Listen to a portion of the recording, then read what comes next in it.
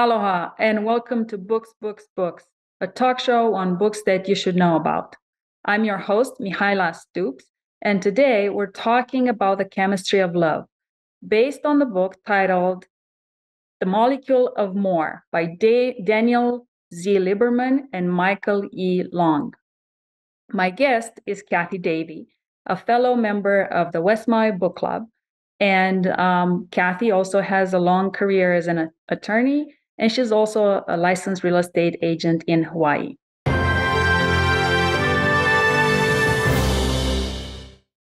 Kathy, Hello. thank you so much for joining me today. Yes, happy to be here and just to discuss this book the day before Valentine's Day. Yes, I have to say that I kind of strategically chose it, and I wonder if you love the book as much as I did. I think it's good. It's, I guess, what I would call pop medicine. So it has all the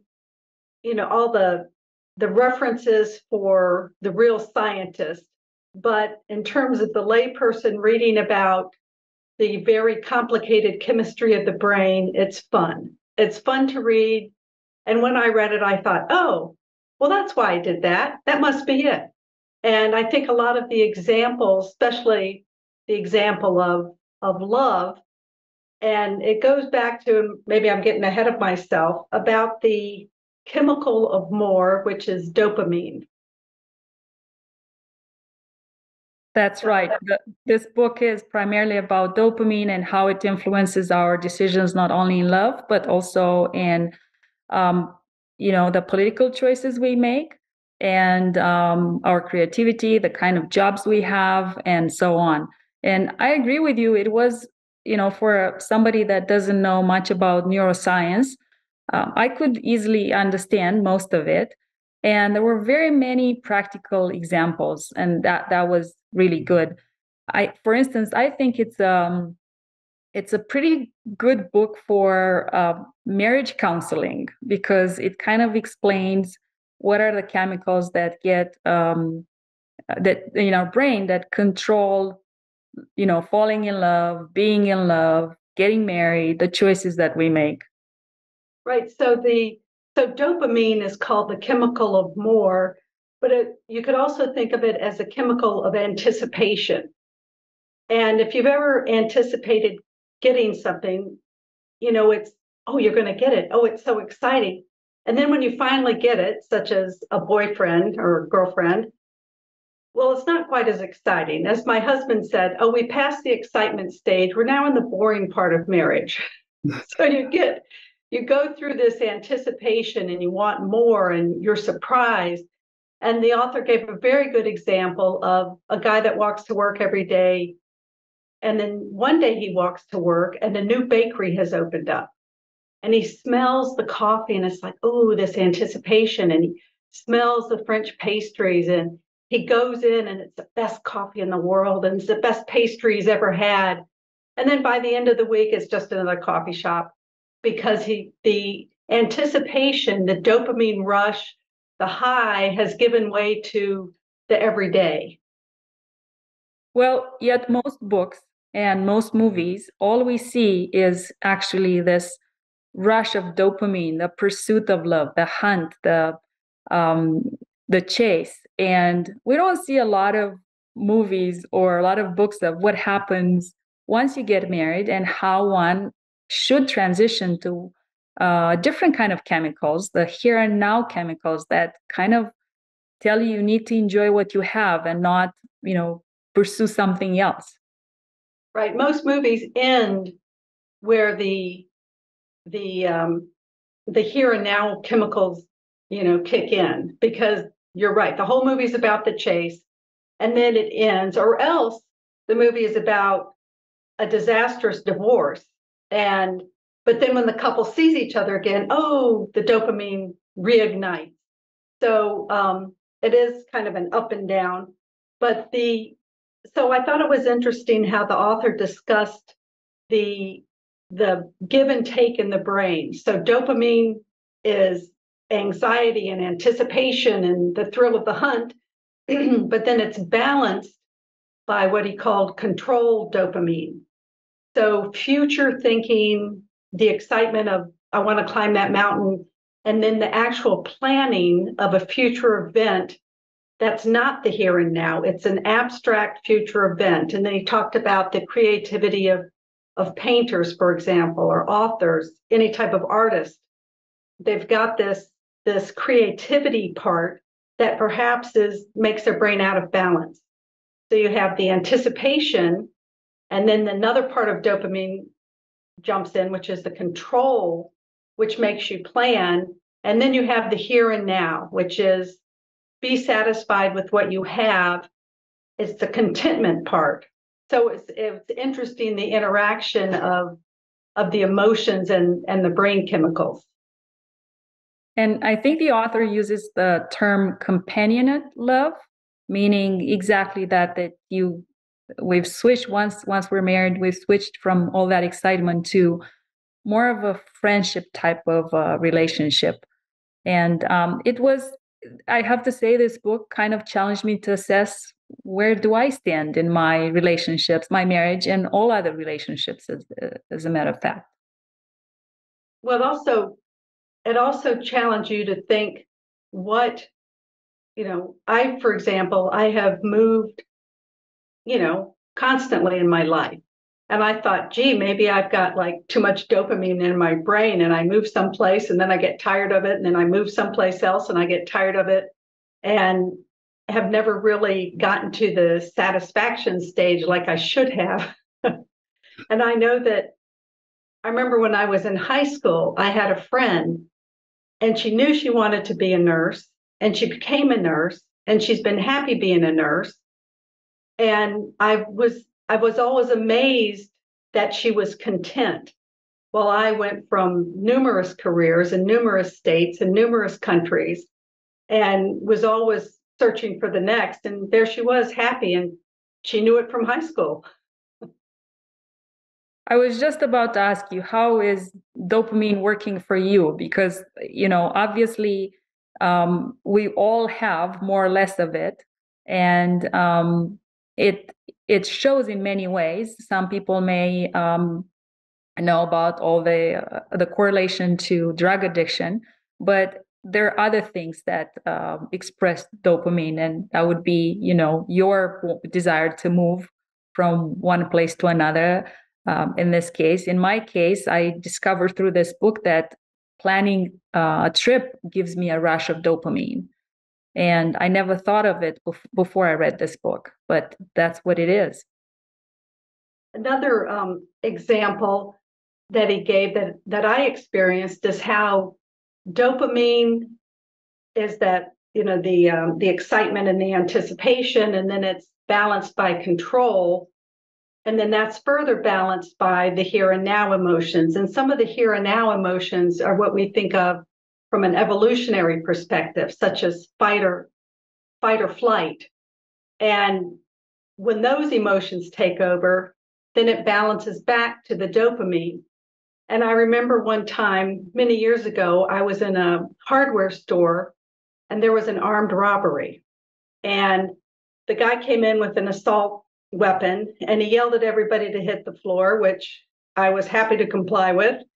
And there was that panic and the rush of adrenaline, which is an emotional here and now. And then I got a grip, and I thought, okay, Kathy, think. And there was a pile of plywood leaning against the wall. And so I was at the end of the aisle where the guy was with the gun, and I moved slowly back, and I hid behind the plywood. And so that was an example of the here and now emotion, panic and fear, and you just want to get up and run out of the store. Then I thought, okay, well, then I would get shot probably. So then the dopamine kicked in, the control dopamine. Okay, here's a situation. What do you do, and how do you plan for this future event, which is to get out of line of sight of the guy with the gun? So I thought that was interesting, because I'd never thought about what happened that day and what the chemical responses were. And then it was also true, like the example they gave in the book, after that rush was over And after my brain took over and started thinking, the next day I burst into tears. And I thought, wow, why is this? But it was interesting. They had a similar example in the book of how all these different chemicals in the brain interact together depending on the different situation. It really I appreciated this book because it made me rethink a lot of experiences, just like yours, which I'm sure was very traumatic at the time. The the other angle to that was new to me in this book was the correlation between dopamine in our brain and the political choices that we make. I found that chapter very interesting. I know my producer would love for us to talk more about political books, and here's a political angle to a book that talks about chemicals in our brain. So, um, what did you think about that? About how liberals have more dopamine than conservatives, how conservatives are more in the here and now and take action right now rather than planning policy like liberals do. Right. I thought there was one part of that was amusing. If you have 50 liberals walking down the street, it's a protest. And if you have 50 conservatives walking down the street, it's a parade. And I thought that summed it up. What was interesting to me is that the authors proposed that conservatives or Republicans have actually more empathy. And I found that kind of counterintuitive because I personally think of conservatives as selfish, non-feeling, less sympathetic, and have less empathy to. Not all of them, for Not sure. all of them. No, that's certainly a gross exaggeration. but if you look at the current politics in the United States, I think the conservatives come across as less caring. For example, the policies on immigration, you would have the conservatives, more likely to build the wall, and the liberals less likely to build the wall. And the author addressed this by saying, since liberals have more dopamine, they are the future planners. So a liberal would think we need more money for immigration, we need more money for social policies, while the conservatives are more of the here and now based on emotion. And I found it incredibly interesting that conservatives give more to charity than liberals. Yeah, I would like to see some real statistics about that because it was another thing that caught my attention and I never thought to look into it. And I think one thing with the charitable contributions is they got some of those statistics from tax returns.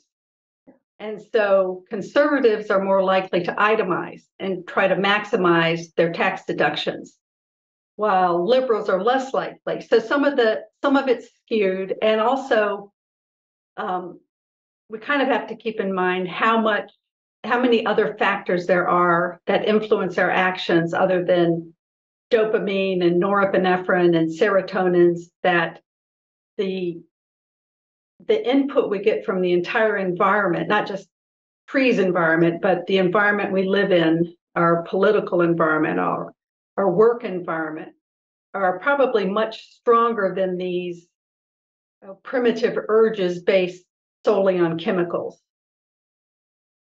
You've mentioned immigration, and another interesting fact in the book was the that immigrants have more dopamine because it takes a lot for somebody to leave their country and settle into a new place and so on. And I believe the statistics that were quoted in the book stated that Americans in general have more dopamine than most other nations. And then there was quite a discussion on what are the consequences on the future of the world, on the decision, who are the decision makers of the world? Are they people that have a lot of dopamine? Well, I think the immigration chapter was especially interesting. I know you're an immigrant. My grandparents were immigrants, and my grandfather was the only one that came to this country. And he was convinced everything was exciting here, everything was better here than in the old country. But if you look at the quote happiness, they come out with happiness polls. Well, Americans are not the happiest. Usually, I think it was Denmark was the happiest for a long time. They held that place in the world. And I wonder if, since a great majority of people that were dissatisfied, those with dopamine, left to seek new adventure, left to find something new, the anticipation of traveling across and joining a new country. And then those that stayed behind were the ones that were content. So now we have people in Denmark are, quote, the happiest people in the world, and people in the US have this desire for more, more, more. And he didn't address this in the book, but I wondered about American consumerism. Why do Americans buy so much stuff? It's not something we need. It doesn't provide satisfaction. It doesn't provide happiness, but people want more. And I wonder if American consumerism is somehow also related to the excess dopamine, or the more dopamine we have than other countries, where we have this consumerism where we have to buy more, more, more. And then once we get it, it doesn't make us happy. So I thought that was interesting, the search for adventure versus contentment. Very good point. Thank you for reminding me of that. It definitely opens up another avenue of research. And since we're both in real estate, there was some information in this book about buyer's remorse. And I'm sure you've been through this. I know I've been through this as well, where, it seems like sometimes buyers enjoy more the chase of negotiations and what it takes to get to the point where there's an agreement. And then shortly after, they kind of get cold feet because the dopamine is gone and the here and now hasn't quite kicked in yet. It can't. They don't own the property yet. And have you experienced that? Yes, I think that is a lot of it is the thrill of the chase. And as a retired attorney, there was a lot of that in contract negotiation. Yeah, sometimes I felt like the people forgot the goal. The goal was, getting a one up on the contract. Aha, they didn't anticipate that. We got them, and then they come back. Aha, you thought you had me. Now we've got this. So the thrill of the negotiation. Sometimes people forgot the goal. The goal was to have an agreement that both parties were equally dissatisfied with. So the goal was to actually reach agreement, but sometimes people get distracted by the thrill of the hunt. And I think that is true in real estate, that then there's some people that negotiate just to negotiate. It's like, okay, no furniture was included, but I want the sofa. Let's see if I can get that sofa. I want the sofa. Yes. And they'll threaten the entire deal because of the hunt for the sofa, which is an irrelevant object, but it keeps the excitement going. Oh, I got the sofa. What if I can get that table and chairs? So you do get the people that, once it's satisfied, once that goal has been achieved, they're not satisfied. And then when they do finally purchase the condo or the home, there is a letdown. And then sometimes it's like, well, she was an okay agent. I mean, at the end I got it, but it's okay. I guess I could have found something better, if we'd looked harder. So right, where I could have negotiated a better price. Maybe I should have pushed more. So right. And I know I speak for myself. It's like once that escrow closes as an agent, it's like I need something else. Like, I need to open another one. My dopamine is gone and I need more, basically. Right. And that's when you search for the emotional level of appreciating the here and now. And get a chocolate bar. That works. That works very, very well.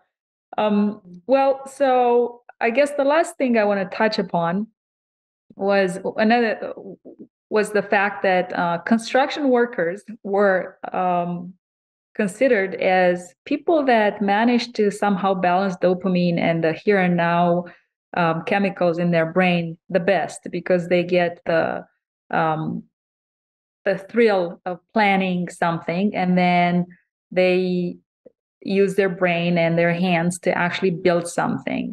And I found that very interesting. And I'm married to a contractor. I know he seems very balanced, but I'm starting to wonder if this is true across the industry or this was just an example. Well, I think that that's true. And then not only is it satisfies the dopamine, so the dopamine, the anticipation, the thrill of building, and then the future thinking of dopamine, which is planning and executing the plan. And then they had that the construction workers were balanced because they had a team effort, and they work together as a team. You don't have one guy that's building a building. And they talked about how the balance is so critical. And when people get out of balance, for example, schizophrenics are out of balance, or bipolar out of balance. And then you really need both to have a balanced, contented life. You have the rush of dopamine, the thrill that you're going to do a new construction. Then you have the planning, which is a future part of dopamine, the control dopamine. And then you have the here and now, which are the emotional chemicals. You have camaraderie. You work together. You go and see your friends. And at the end of the day, you talk about what you accomplished. So I thought, wow, okay, I need to find a construction worker instead of a doctor. But that was very interesting the way the authors pulled together the pros and cons and the pushing and pulling of the different chemicals in our brain, and how the quote ideal person has a little bit of everything and not too much of one, and not of enough of the other. Well, this was definitely, for me at least, a fascinating discussion and a book. So I just want to thank you again for joining me and talking about it. All right, that was interesting. The thrill, the anticipation of the event, and now we're going to be finished, and there'll probably be a letdown. And well, but there's a solution to it. We just have to do it again with another book. We have to read another book, and the anticipation, the hunt of finding a title will, get us all excited again, and then we'll read it and we'll think, oh, well, yeah, we'll find another book next time. Well, to our viewers, I just want to tell them again that this is definitely a good book to consider. And until next time, ahui ho.